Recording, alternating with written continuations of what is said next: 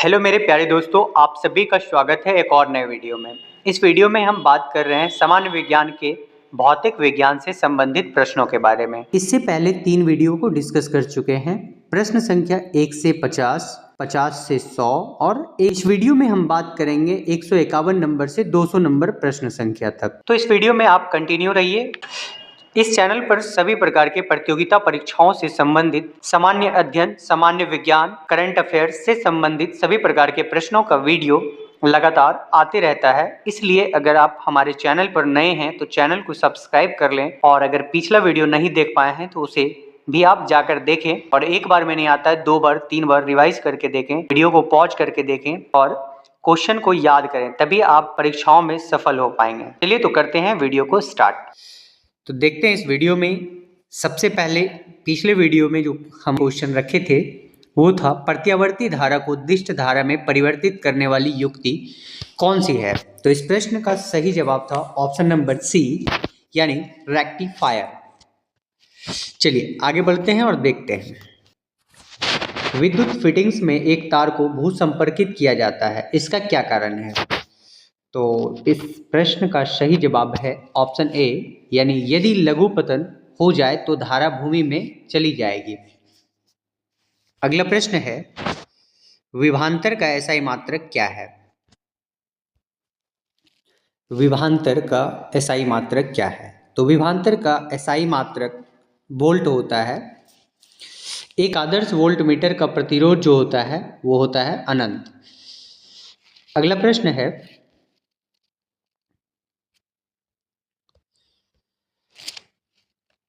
प्रतिरोध का मात्रक क्या है। प्रतिरोध का मात्रक, तो दोस्तों प्रतिरोध का मात्रक होता है ओम। अगला प्रश्न है, घरों में लगे पंखे बल्ब आदि लगे होते हैं श्रेणी क्रम में, मिश्रित क्रम में, समानांतर क्रम में या फिर किसी भी क्रम में। तो घर में जो पंखे बल्ब लगे होते हैं वो हमेशा समानांतर क्रम में लगे होते हैं। किसी चालक के सिरों के बीच विभवांतर उसमें बहने वाली धारा के समानुपाती होता है, यह नियम है। तो ये किस चीज का नियम है, कौन सा नियम है। तो ये ओम का नियम है। अगला प्रश्न है, विशिष्ट प्रतिरोध का एसआई मात्रक। तो विशिष्ट प्रतिरोध का एसआई मात्रक होता है ओम मीटर। अगला प्रश्न है, यदि 3 ओम और 6 ओम के प्रतिरोध को समानांतर क्रम में जोड़े तो संपूर्ण प्रतिरोध क्या होगा। समानांतर क्रम में जोड़ने पर इसका ओम हो जाएगा 2। ये कैसे होगा। तो जब समानांतर क्रम में होता है तो 1/r इज इक्वल टू होता है 1/r1 प्लस में 1/r2। तो इस प्रकार से इसका आंसर हो जाएगा 2 ओम। अगला प्रश्न है, एक शुष्क सेल में कौन सी ऊर्जा पाई जाती है। तो शुष्क सेल में जो ऊर्जा होती है वो रासायनिक ऊर्जा होती है। अगला प्रश्न है, एक समान शुष्क सेल में विद्युत अपघटय होता है। समान शुष्क सेल में विद्युत अपघटय अमोनियम क्लोराइड होता है। एक कार बैटरी में प्रयुक्त अपघटय होता है।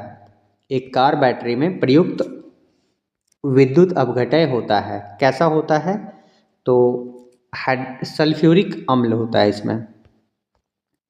वोल्टेज सेल के आविष्कारक हैं। वोल्टेज सेल के आविष्कारक कौन हैं।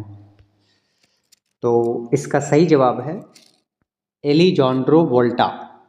शुष्क सेल क्या होता है, प्राथमिक सेल, द्वितीयक सेल, तृतीयक या फिर चतुर्थ सेल। तो शुष्क सेल जो होता है वो प्राथमिक सेल होता है। अगला प्रश्न है, लोहे के ऊपर जिंक की परत चढ़ाने को क्या कहते हैं। तो सही जवाब हो जाएगा गैल्वेनाइजेशन।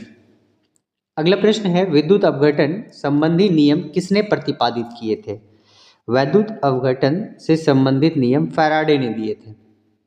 अगला प्रश्न है, विद्युत फ्यूज में इस्तेमाल किए जाने वाले मिश्र धातु में इनमें से क्या होता है। तो सही जवाब हो जाएगा ऑप्शन सी, निम्न विशिष्ट प्रतिरोध एवं निम्न गलनांक होना चाहिए।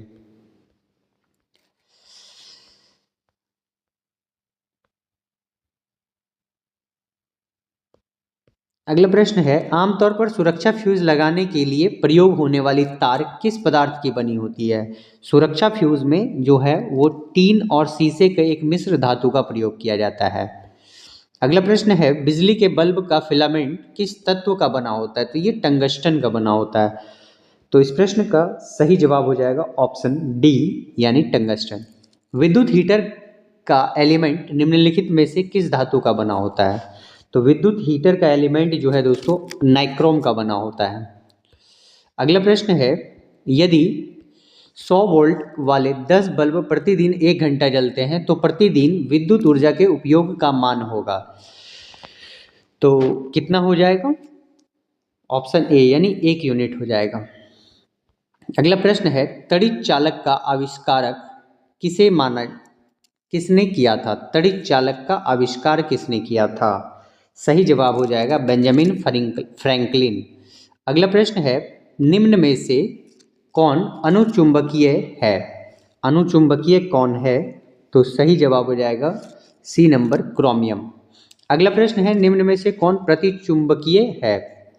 तो प्रतिचुंबकीय बिस्मिथ को कहा जाता है। अगला प्रश्न है, विद्युत धारा का चुंबकीय प्रभाव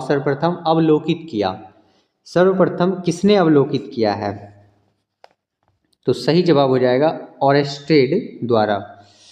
अगला प्रश्न है, विद्युत चुंबकीय प्रेरण के नियमों का उपयोग निम्न में से किसको बनाने में किया गया है? सही जवाब हो जाएगा ऑप्शन नंबर डी यानी जनित्र को, जिसको अंग्रेजी में डायनेमो भी कहते हैं। डायनेमो का कार्य होता है बिजली उत्पादन करना। विद्युत मोटर निम्न किस सिद्धांत के अनुसार कार्य करती है? तो विद्युत मोटर जो है दोस्तों वो फैराडे के नियम पर कार्य करती है। कौन सा नियम पर? फैराडे के नियम पर। अगला प्रश्न है, ट्रांसफार्मर क्या है? अगला प्रश्न है, ट्रांसफार्मर क्या है? ट्रांसफार्मर का काम क्या होता है? तो इसका काम होता है दोस्तों ऑप्शन बी यानी एसी वोल्टता को घटाने और बढ़ाने में प्रयुक्त होता है। अगला प्रश्न है, लेंज का नियम निम्नलिखित में किसके लिए आवश्यक है? तो लेंज का नियम जो है दोस्तों वो आवश्यक है ऊर्जा का संरक्षण के लिए। परमाणु के नाभिक में होते हैं, परमाणु के नाभिक में क्या होते हैं? प्रोटॉन व न्यूट्रॉन। अगला प्रश्न है, न्यूट्रॉन की खोज की थी? न्यूट्रॉन की खोज किसने किया था? तो जेम्स चैडविक ने किया था। अगला प्रश्न है, परमाणु क्रमांक कहते हैं? परमाणु क्रमांक किसको कहते हैं? तो इस प्रश्न का सही जवाब हो जाएगा ऑप्शन बी यानी नाभिक में उपस्थित प्रोटॉन की संख्या को ही क्या कहते हैं? परमाणु क्रमांक कहते हैं, एटॉमिक नंबर कहते हैं। अगला प्रश्न है, जिस तत्व के परमाणु में 2 प्रोटॉन 2 न्यूट्रॉन और 2 इलेक्ट्रॉन है उस तत्व का द्रव्यमान संख्या कितना होगा? तो इस प्रश्न का सही जवाब हो जाएगा ऑप्शन नंबर बी यानी 4। अगला प्रश्न है, नाभिक का आकार है? नाभिक का आकार क्या होता है? तो प्रश्न का सही जवाब हो जाएगा 10⁻⁻15 मीटर। अगला प्रश्न है, पॉजिट्रॉन की खोज किसने किया था? तो पॉजिट्रॉन की खोज एंडरसन ने किया था। ऑप्शन डी इसका सही जवाब है।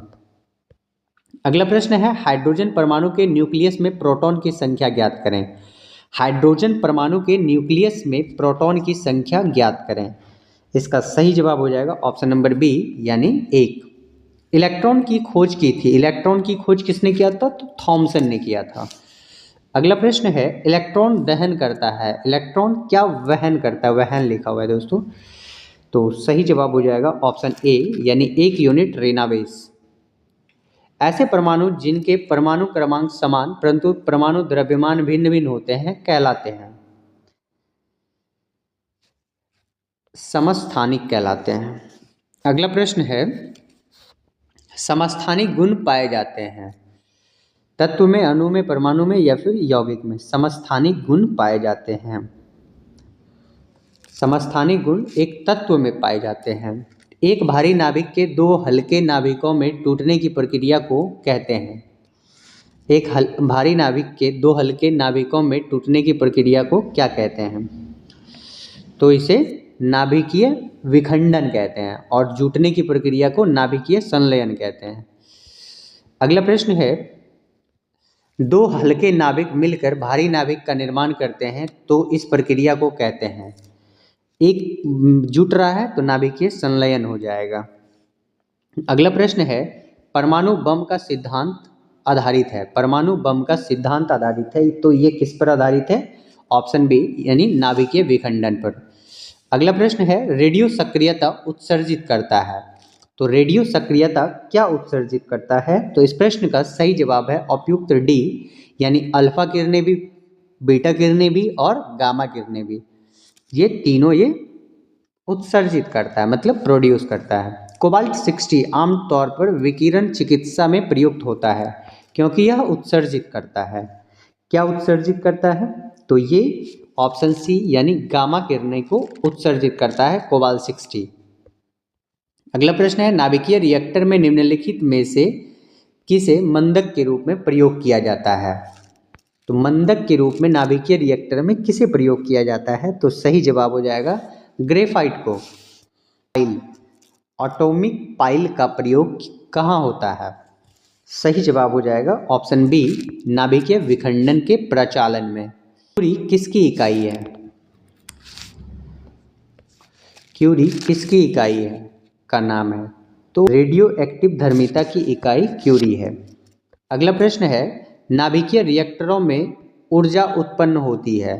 नाभिकीय रिएक्टरों में ऊर्जा कैसे उत्पन्न होती है? तो नियंत्रित विखंडन द्वारा होता है। अगला प्रश्न है, नाभिकीय रिएक्टर में भारी जल का प्रयोग किस रूप में किया जाता है? तो इसे मंदक के रूप में प्रयोग किया जाता है। तो इस प्रकार से अंतिम प्रश्न है, द्रव्यमान ऊर्जा संबंध किसका निष्कर्ष है? द्रव्यमान ऊर्जा संबंध किसका निष्कर्ष है? तो ये प्रश्न आपके लिए है कि द्रव्यमान ऊर्जा संबंध किसका निष्कर्ष है। तो ऑप्शन में से आप कमेंट करके हमें बताइए सही जवाब। तब तक के लिए जय हिंद, मिलते हैं अगले वीडियो में।